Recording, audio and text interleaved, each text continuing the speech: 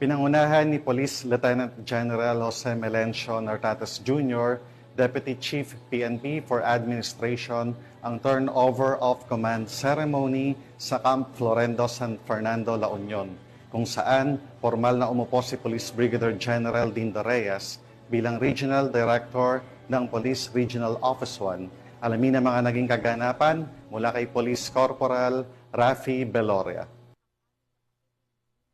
Isayang turnover of command ceremony ang naganap noong ika-21 ng Hunyo taong kasalukuyan sa Camp Brigadier General Oscar M. Florendo, Parayan, San Fernando City, La Union, kung saan formal na tinanggap ni Police Brigadier General Dindo R. Reyes ang kanyang tungkulin bilang Regional Director ng Police Regional Office 1. Humalili si Police Brigadier General Dindo R. Reyes kay Police Brigadier General Lou F. Evangelista na naglingkod ng 1 taon at 6 na buwan sa parehong posisyon. Sa ilalim ng kanyang pamumuno, nagtagumpay ang Police Regional Office 1 sa pagpapaigting ng kapayapaan, seguridad at mga makabulahang inisyatiba gaya ng Police Community Academy at modernisasyon ng kagamitan at pasilidad. Pinangunahan naman ni Police Lieutenant General Jose Melencio C. Nartates Jr., Deputy Chief PNP for Administration ang seremonya bilang kinatawan ng hepe ng Pambansang Pulisya ng Pilipinas na si Police General Nicolas de Torre III. Dumalo sa okasyon ang mga opisyal mula sa iba't ibang ahensya ng pamahalaan, buong puwersa ng PRO1 at mga panauhing nagbibigay suporta sa lokal na kapulisan.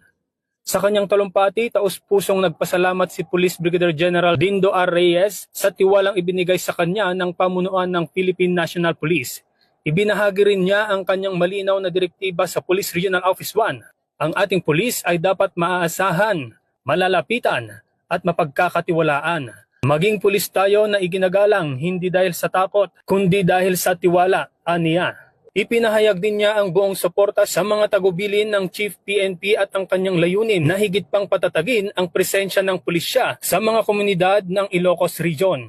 Ang makabuluhang seremonya na ito ay nagpapakita ng matibay na paninindigan ng Philippine National Police sa patuloy na pagpapatupad ng epektibong serbisyong pampubliko at pagpapanatili ng kapayapaan sa buong rehiyon.